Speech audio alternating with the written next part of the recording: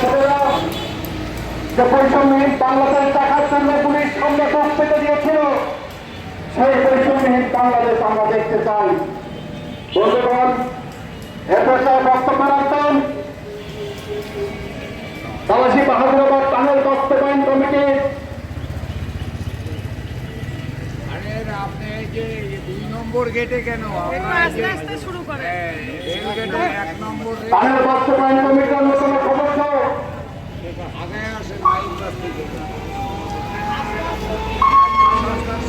আইজার Rahman master সাহেবের বক্তব্য রাখবেন।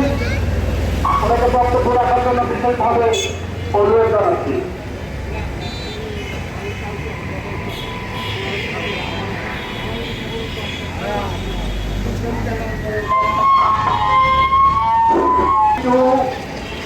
বাবুরহাট ঘাট হেতু টানেল নির্মাণ কমিটির বাস্তবায়ন কমিটির সম্মানিত সভাপতি সম্পাদক, অন্যান্য সদস্যবৃন্দ, গাইবাংলার আবাঙার জনসাধারণ, আসসালামু আলাইকুম। আমি অতীব দুঃখের সহিত জানাতে চাই